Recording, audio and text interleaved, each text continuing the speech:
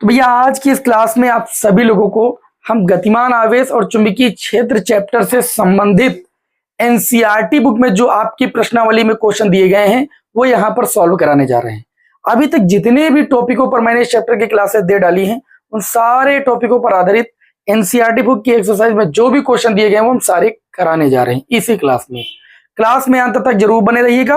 और इससे कठिन लेवल के प्रश्न भी आप लोगों को हम सॉल्व कराएंगे, क्योंकि मात्र एनसीईआरटी को हल करने से काम नहीं चलने वाला है, क्योंकि एनसीईआरटी में 13 ही न्यूमेरिकल हैं और वो भी अगर देखा जाए तो प्राइवेट पब्लिकेशन की बुक से 2 चैप्टरों को ऐड करके, मतलब जो आप लोगों को अभी हम गतिमान आवेश और चुंबकीय क्षेत्र चैप्टर पढ़ा रहे हैं, अभी ये मान लीजिए हमने एनसीईआरटी बुक के हिसाब से आधा चैप्टर पढ़ा है, क्योंकि इसी में भी चल कुंडली धारामापी का अमीटर में रूपांतरण, वोल्ट मीटर में रूपांतरण, इन सब चीजों को भी पढ़ना है। ठीक है, तो आगे तब पढ़ाएंगे जो टॉपिक हम पढ़ा चुके हैं, पहले इन पर बेस न्यूमेरिकल कुछ आपको सॉल्व करा दें, थोड़ा आपके अंदर कॉन्फिडेंस आ जाए, फिर आगे के टॉपिक लेकर के उन पर बेस जो न्यूमेरिकल होंगे उनको सॉल्व करा देंगे।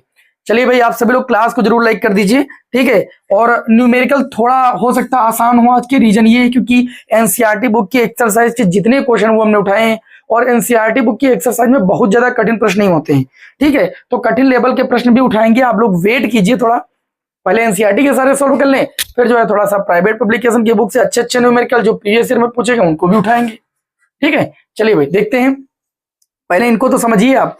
पहला प्रश्न ये है, पहला प्रश्न एनसीईआरटी बुक का, ये आपका प्रश्न संख्या आपकी 1 है। कहाँ चला गया भाई? हाँ, प्रश्न संख्या 1 है कि एक तार की वृत्ताकार कुंडली में 100 फेरे हैं, ठीक है। और उन्होंने कहा कि प्रत्येक की त्रिज्या जो है वो 8 सेंटीमीटर है, ठीक है। और उन्होंने कहा कि इसमें 0.40 एम्पीयर की विद्युत धारा प्रवाहित हो रही है। कुंडली के केंद्र पर उत्पन्न चुंबकीय क्षेत्र का परिमाण ज्ञात कीजिए। देखिए, इन क्वेश्चनों में दिक्कत विद्यार्थियों को कब होती है, जैसे चुंबकीय क्षेत्र पूछे, परिमाण के साथ साथ दिशा भी पूछ लेते हैं, ठीक, कई सारी बातें पूछ लेते हैं, तो विद्यार्थियों को दिक्कत होने लगती है। दिक्कत क्यों होती है? क्योंकि जब डेरिवेशन की क्लासें कराई जाती है तो विद्यार्थियों का मन लगता नहीं है, तो न्यूमेरिकल जाहिर सी बात है कठिन लगेगा, ठीक है। तो न्यूमेरिकल आसान करने के लिए जो भी हमने थ्योरी की क्लासें आपको प्रोवाइड की है, डेरिवेशन की क्लासें प्रोवाइड की, जिसमें मैंने सारी बातें A to Z सारी बातों को मैंने बताया, उनको करना बहुत जरूरी है। तो पहला सवाल यही है, तो एक तार की वृत्ताकार कुंडली में 100 फेरे हैं। न्यूमेरिकल करने का तरीका जानिए। सबसे पहले जो क्वेश्चन दिया जाए, अगर न्यूमेरिकल को आसान बनाना तो जो जो दिया जाए सबसे पहले आप उसे नोट कीजिए, फिर जो निकालने के लिए बोला जाए उस पर विचार कीजिए। सूत्र आपको आता होगा तो मैक्सिमम चीजें आपकी सॉल्व हो जाएंगी, और नहीं बाकी जो डेरिवेशन में बातें बताएगी उनको ध्यान दीजिए। तो फेरों की संख्या आपको दी गई है 100 फेरे, ठीक है। और इन्होंने कहा कि प्रत्येक की जो त्रिज्या को हम सभी लोग किससे लिखते हैं? R से। वो आपकी बोले हैं कि 8 सेंटीमीटर है। 8 सेंटीमीटर बराबर हम लोग लिख सकते हैं 8 × 10⁻² मीटर, क्योंकि 1 सेंटीमीटर बराबर 1/100 मीटर होता है या 10⁻² मीटर होता है। आगे कहा गया 0.40 एम्पीयर की वैद्युत धारा है, I बराबर 0.40 एम्पीयर की विद्युत धारा प्रवाहित हो रही है कुंडली में, और कुंडली के केंद्र पर उत्पन्न चुंबकीय क्षेत्र का परिमाण का मतलब मान निकालना है, ठीक है। तो चुंबकीय क्षेत्र का मान निकालना है, और वो भी प्रश्न में बोला गया है कुंडली के केंद्र पर। तो आप लोग याद कीजिए, कुंडली के केंद्र पर निकाला था, और मैंने कुंडली के केंद्र से अक्षीय यानी अक्ष के अनुदिश मैंने 8 दूरी पर भी चुंबकीय क्षेत्र निकाला था। ये 2 कंडीशन आपको पढ़ाई थी। तो कुंडली के केंद्र पर चुंबकीय क्षेत्र आया था आपका μ0 Ni और बटे में कितना भाई 2R। जब कुंडली या वृत्ताकार पथ की बात होगी तो μ0 Ni को 2R से भाग करेंगे, और जब तार के कारण चुंबकीय क्षेत्र की बात होगी तो μ0 Ni को 2πr से भाग करेंगे। उल्टा थोड़ा सा है बस। तो यहाँ पर देखिए μ0 की वैल्यू होती है 4π × 10⁻⁷ n फेरों की संख्या जो कि 100 दी गई है, I प्रवाहित धारा है जो कि आपको 0.4 के बाद 0 का कोई मतलब नहीं है, लगाइए ना लगाइए, बटे में आ जाइए। 2 × में R कितना है? तो आप कहेंगे 8 × 10⁻² मीटर। सारी वैल्यू MKS पद्धति में करने के बाद ही क्वेश्चन को सॉल्व करना है। तो ये B बराबर आ जाए भाई। देखिए 2 से काटेंगे, 2 दूनी 4, ये 2π बचेगा आपका, है ना। और अगर आप काटना चाहे तो काट सकते हैं, ये पॉइंट हटाइए तो यहाँ पर 1 बढ़ा करके 0 बढ़ा सकते हैं। ये 4 1 कम 4, 4 दूनी 8, 2 1 कम 2, 2π से काटेंगे केवल π बचेगा। पाई की वैल्यू होती है 3.14, ठीक है। और यहाँ पर देखिए 10⁻2 से 10⁻7 को काटेंगे, 10 की घात आपका बचेगा -5, और 1 0 से 0 कट जाएगा, 1 बचेगा 10। जब आप इसे सॉल्व करेंगे तो B बराबर आ जाएगा 3.14 × 10 की पावर -5, 10 की पावर 1, 10 की पावर ये आपका बचेगा -4। अच्छा, चुंबकीय क्षेत्र का मात्रक क्या होता है? तो आप कहेंगे टेस्ला होता है। तो ये आपके पहले न्यूमेरिकल का आंसर हो गया। केवल इसमें चुंबकीय क्षेत्र का परिमाण पूछा गया, बाकी कोई बात नहीं पूछी गई है। पहले आप बताइए जो पहला प्रश्न आपको समझ में आया कि नहीं आया। ठीक है, तो देखिए बहुत ज्यादा जल्दबाजी और हड़बड़ी में काम मत कीजिएगा, पहले क्वेश्चनों को समझिए। मैंने आपके बेस को मजबूत करने के लिए पहले एनसीईआरटी के एक्सरसाइज के प्रश्नों को उठाया है। आज के क्लास के हम अगले क्वेश्चन की ओर बढ़ेंगे भाई। तो हमारी आज की क्लास का दूसरा प्रश्न होगा और एनसीईआरटी एक्सरसाइज के बुक का दूसरा प्रश्न होगा। ठीक है, क्रम से भी चल रहे हैं। एक लंबे सीधे तार में 35 एम्पियर की विद्युत धारा प्रवाहित हो रही है। तो सबसे पहले हमने कहा जो दिया जाए 35 एम्पियर की विद्युत धारा प्रवाहित हो रही, और इन्होंने कहा तार से 20 सेंटीमीटर की दूरी पर स्थित। जैसे ये धारावाही चालक तार है, अब इसमें धारा ऊपर से नीचे की ओर प्रवाहित हो रही है, नीचे से ऊपर की ओर प्रवाहित हो रही है, ये भी बात नहीं बोली गई है। बस इन्होंने कहा तार से, अब दूरी भी नहीं बताई गई कि इधर लेना है कि उधर लेना है, तो दिशा इसीलिए तो नहीं, 20 सेंटीमीटर की दूरी पर बोला गया है। एक बिंदु है, मतलब आर बराबर आपको दिया गया 20 सेंटीमीटर। 20 सेंटीमीटर बराबर आप लिख सकते हैं 0.2 मीटर, क्योंकि 20 सेंटीमीटर बराबर ये तो 0.2 मीटर होता है। स्थित किसी बिंदु पर चुंबकीय क्षेत्र का परिमाण, चुंबकीय क्षेत्र का परिमाण मतलब आपको चुंबकीय क्षेत्र का मान निकालना है। अच्छा, अभी इस क्वेश्चन में क्या करते हैं, अभी ये कहते थे धारा ऊपर से नीचे की ओर बह रही है और आपको पूरा साइड में 20 सेंटीमीटर की दूरी पर निकालना, तब दिशा ज्ञात करने के लिए बोलते। अभी इन्होंने कुछ नहीं बताया, ये तो केवल मैंने कल्पना करके मान लिया। क्या अब ये पॉइंट इधर नहीं मान सकते? मान सकते थे। ये क्या तारा ऐसे नहीं बिछा सकते थे? बिछा सकते थे। तो ये कोई फिगर आपका एक्यूरेट या सही नहीं है, मतलब बस ये केवल एक कल्पना मात्र है बस। ठीक है, अब देखिए तार के कारण उत्पन्न चुंबकीय क्षेत्र जो मैंने आप लोगों को बताया था, तार के कारण एक धारावाही चालक तार के कारण जो चुंबकीय क्षेत्र, अभी मैंने बताया कि म्यू 0 एन आई को तार के कारण जब बोले तो 2 पाई आर से भाग कर दो, और वृत्ताकार कुंडली के कारण बोले तो 2 आर से भाग कर दो, भाई यही प्रभाव होता है। तो बी बराबर, देखिए म्यू 0 की वैल्यू होती है 4 पाई इंटू 10⁻⁻7। अच्छा, फेरों की संख्या तार में वैसे नहीं होती है, तो एन की कोई बात ही नहीं होगी यहाँ पर। ठीक है, और आई की वैल्यू कितनी है, तो 35 एम्पियर, बटे में आ जाइए 2 पाई इंटू में आर की बात करें तो आर की वैल्यू 0.2 मीटर है। 2 पाई से 4 पाई को काटेंगे 2 हो जाएगा, ये पॉइंट हटाएंगे 0 बढ़ जाएगा, 2 से 2 कैंसिल हो जाएगा। बी बराबर ये आपका हो जाएगा 350 और गुणे में 10⁻⁻7। अच्छा, दशमलव को हम लोग कहाँ भाई, वैल्यू जब हम आंसर लाते हैं तो दशमलव के 1 अंक तक मान रखते हैं। तो दशमलव हर संख्या के पीछे होता है, उसको 2 अंक आगे बढ़ा लीजिए, तो ये 3.5 हो जाएगा। 2 अंक आगे बढ़ाओगे तो घात में क्या हो जाएगा, +2 जुड़ जाएगा। तो ये आंसर आ जाएगा 3.5 और गुणे में 10⁻⁻7 और 2 कितना हो जाएगा, -5।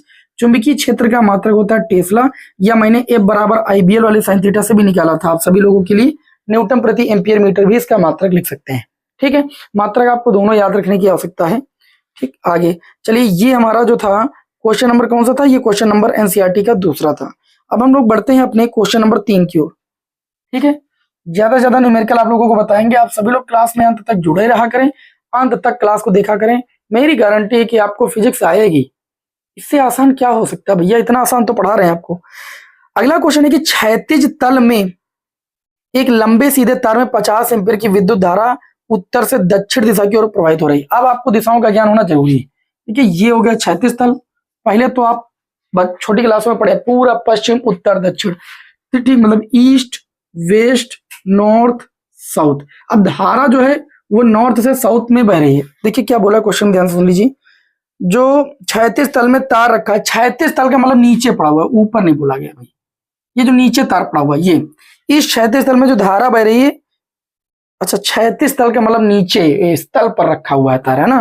ओके ओके ओके, ठीक ठीक, ऐसा नहीं बोला है कि क्षैतिज दिशा में पड़ा हुआ तार, क्षैतिज तल का मतलब किसी तल पर तार रखा हुआ है।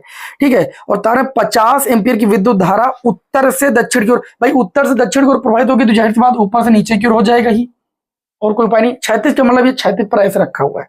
ठीक है, तार के पूरब में 2.5 मीटर की दूरी पर, अब तार का पूरब क्या है, इधर है, और ये एक पॉइंट P है, और इसके जो यहां से दूरी है वो 2.5 मीटर की दूरी है।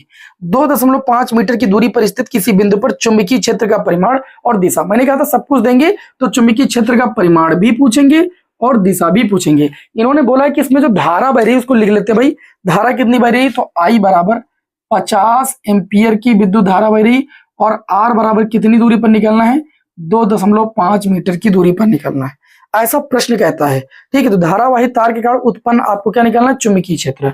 तो अभी मैंने बताया कि धारावाही तार के कारण उत्पन्न चुंबकीय क्षेत्र जो होता है वो म्यू 0 I बटे में कितना होता है, 2 पाई R।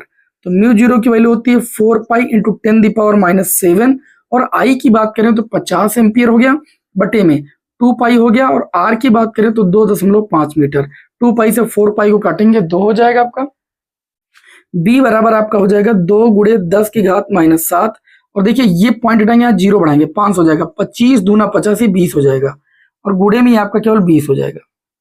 बताइए भाई, इतनी बात समझ में आई कि नहीं? तो ये आपका हो जाएगा बी बराबर 20 दूना 40, 40 गुणे 10 की घात माइनस 7, या बी बराबर लिख सकते हो 4.0 गुणे 10 की घात माइनस 6।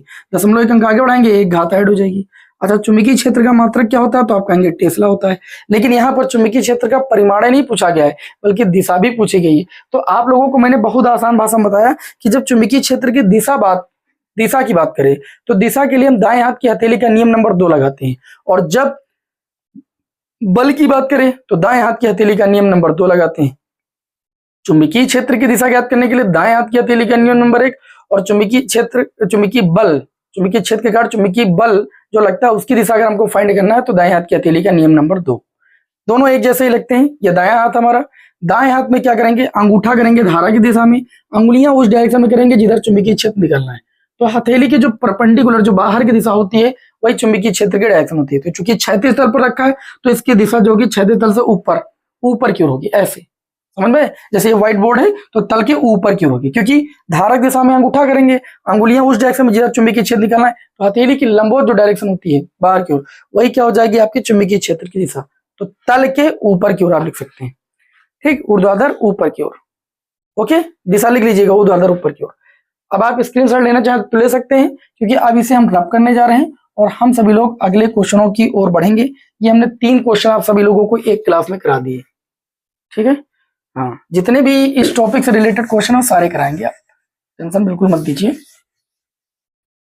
सभी विद्यार्थी, जो विद्यार्थी आज पहली बार हो सकता है क्लास को देख रहे हो, क्योंकि बहुत सारे विद्यार्थी तो अभी थ्योरी अभी तक पढ़ा रहे थे तो न्यूमेरिकल के चक्कर में इंतजार कर रहे थे। मैं भाई आपको बता दूं, न्यूमेरिकल आपको तभी समझ में आएगा जब आपकी थ्योरी मजबूत होगी, और थ्योरी से ही नंबर आपके सारे कंप्लीट होंगे। फिजिक्स एक ऐसी विषय है, थ्योरी की क्लासेस जितनी ज्यादा करेंगे आपको सारा कॉन्सेप्ट क्लियर हो जाएगा, और जब कॉन्सेप्ट क्लियर हो जाएगा तो न्यूमेरिकल बहुत ज्यादा कठिन नहीं लगेंगे। तो 3 न्यूमेरिकल हो चुके हैं, अब हम बढ़ते हैं अपने चौथे न्यूमेरिकल की ओर, ठीक है, चौथे प्रश्न की ओर। चौथा प्रश्न देखिए सभी लोग। चौथा प्रश्न कहता है कि व्योमस्थ का मतलब समझते हैं, कोई तल नहीं लिया गया, बल्कि जैसे हम यहाँ खड़े हैं तो ना हमारे हम किसी के तल के सहारे नहीं है, मतलब बीच में। व्योमस्थ के मतलब बीच में, ऐसे आकाश में जिसको आप कहते हैं। व्योमस्थ खिंचे 36 बिजली के तार में 90 एम्पियर की धारा की वैल्यू दी गई है, 90 एम्पियर की विद्युत धारा पूरब से पश्चिम की ओर, पूरब का मतलब इधर से इधर की ओर प्रवाहित हो रही है। जैसे ये तार है, धारा उधर से इधर की ओर आ रही है, और ये व्योमस्थ में किसी तल पर नहीं है, ठीक है। 90 एम्पियर की धारा उधर से इधर की ओर प्रवाहित हो रही है, ठीक है। अब इसको हम बनाए दे रहे हैं तल पर, लेकिन ये तल पर बात नहीं बोले, इधर से इधर की ओर धारा बह रही है।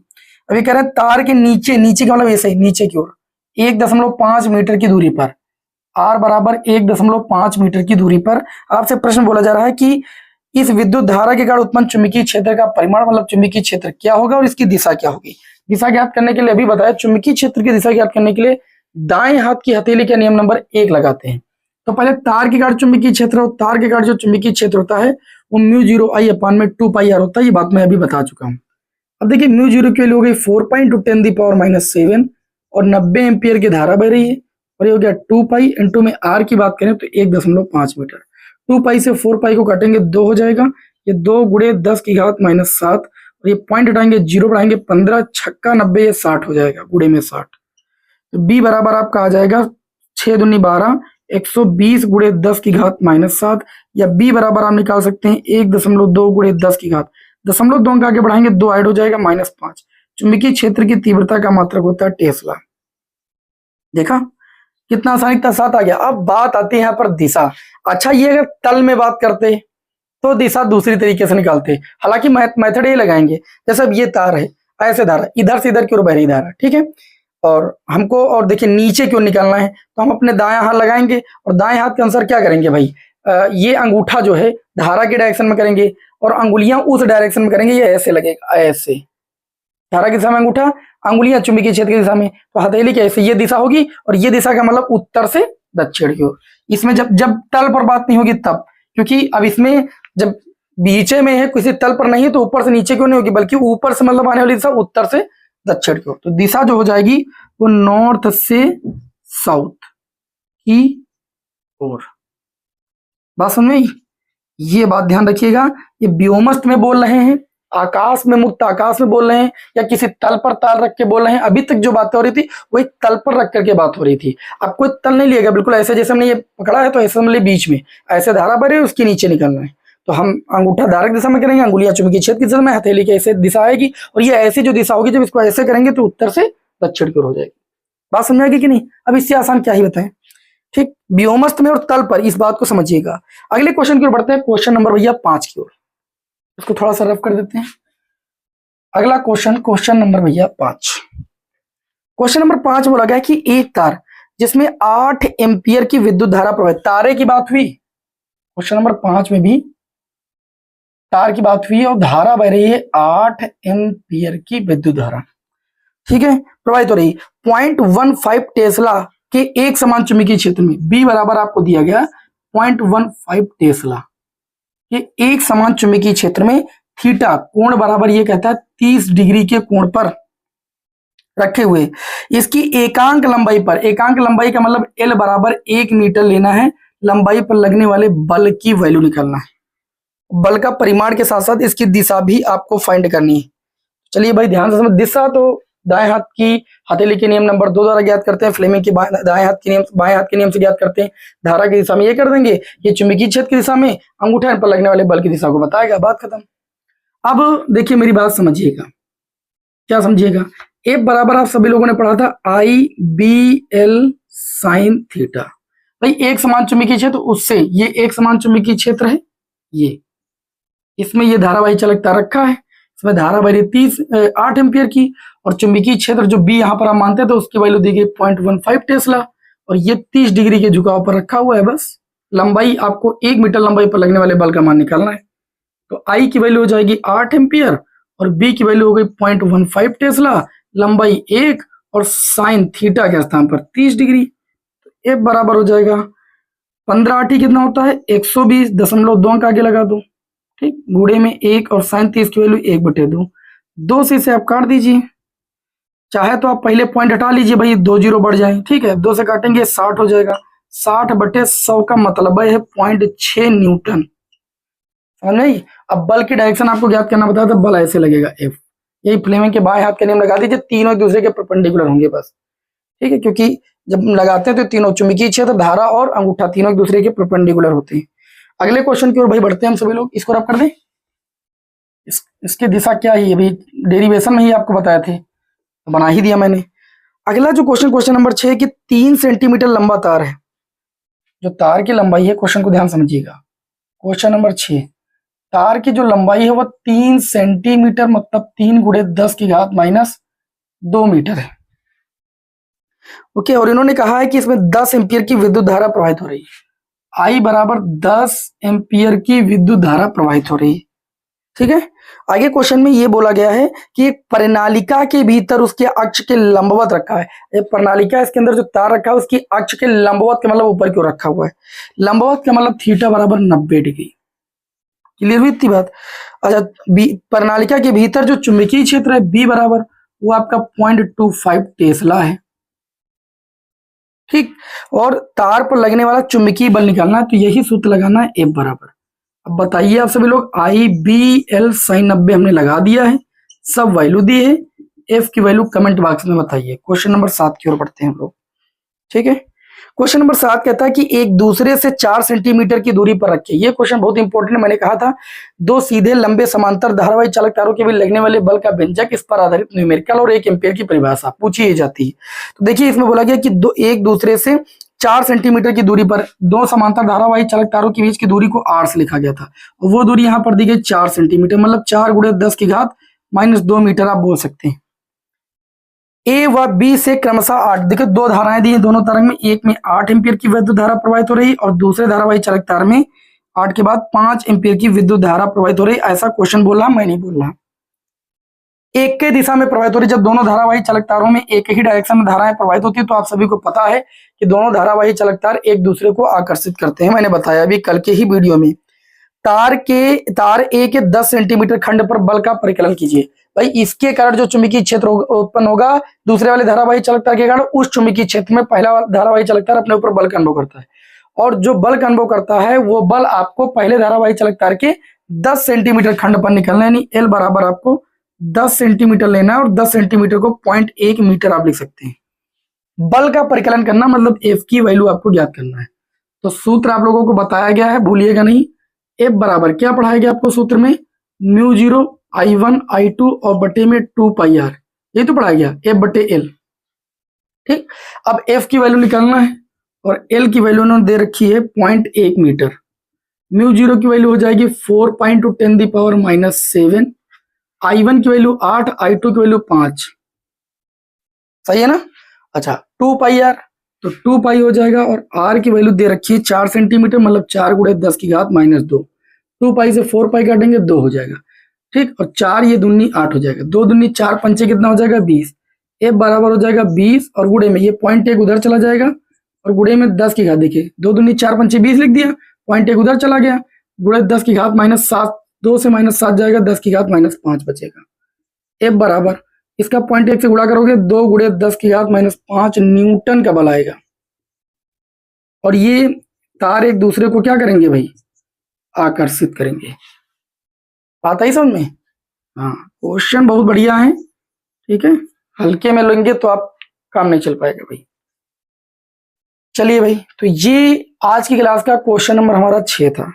अभी क्वेश्चन नंबर 1 और है आपका 8, ठीक, और एक क्वेश्चन 11 और 12। ये 3 क्वेश्चन अभी ऐसे हैं, जितना मैंने आपको पढ़ाया गतिमान आवेश चुंबकीय क्षेत्र में, कहां तक पढ़ाया, 2 समांतर धारावाही चालक तारों के बीच लगने वाले बल का व्यंजक, यहां तक पढ़ाया। यहां तक के सारे न्यूमेरिकल हैं, और बाकी जो बीच में न्यूमेरिकल आए हैं वो आपके चल कुंडली धारा मापी से आए, तो उसको भी जैसे आगे पढ़ाएंगे वैसे उसके न्यूमेरिकल करा देंगे। इसका पहले आप स्क्रीनशॉट ले लीजिए भाई, ये एनसीईआरटी के हैं, मैंने क्वेश्चनों की संख्या डाल रखी है यहाँ पर। ठीक है, अब 7वां वाला अगले वो चल कुंडली का है, तो उसको अगले में पढ़ाएंगे तब कराएंगे। 8वां करा दे रहे हैं, और जो है 11वां 12वां 13वां जो भी होगा उनको भी करा दे रहे हैं। चलिए ठीक है, और न्यूमेरिकल मैं उम्मीद कर रहा हूँ कि सभी विद्यार्थियों को एकदम स्पष्ट हो रहे होंगे। मैंने कोई चीज इसमें छोड़ी नहीं, सब चीज एक एक बात यहाँ पर मैंने बताने की कोशिश की है कि आपका कुछ छूटे ना, आपको ये नहीं लगना चाहिए कि सर ने कुछ छोड़ दिया है। चलिए भाई, जिन विद्यार्थियों को भी वीडियो भाई पसंद आ रहा है तो वीडियो को लाइक जरूर कर दीजिए, क्योंकि आपके लाइक से ही हमारा मनोबल बढ़ता है। आप सभी को पता है, आप लाइक करते हैं तो हमें लगता है कि आप मेरी बातों को समझ रहे हैं।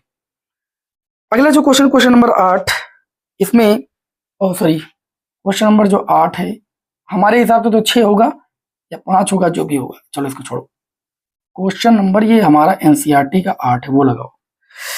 इसमें बोला गया पास पास फेरों वाली एक प्रणालिका है, प्रणालिका के कारण उत्पन्न चुंबकीय क्षेत्र भी मैंने आपको व्यंजक कराया है। इसमें 80 सेंटीमीटर प्रणालिका की जो लंबाई है एल बराबर, वो आपकी 80 सेंटीमीटर है, बोले तो 0.8 मीटर है। कह रहे इसमें 5 परतें हैं, और ए प्रत्येक में 400 फेरे हैं, तो कुल फेरे हो जाएंगे, देखो एक में 400 फेरे, 5 परतें हैं, 4 पंचे 20, मतलब 2000 टोटल फेरे हो जाएंगे। प्रणालिका का जो व्यास है, डायमीटर जो है वो 1.8 सेंटीमीटर है। आप चाहे तो इसे 1.8 × 10⁻² मीटर लिख सकते हैं। ठीक, और हमारे समझ से यास ब्यास इसमें काम ही नहीं आएगा, क्योंकि सूत्र में प्रणालिका के कारण उत्पन्न चुंबकीय क्षेत्र जो होती है वो व्यास पर निर्भर ही नहीं करती।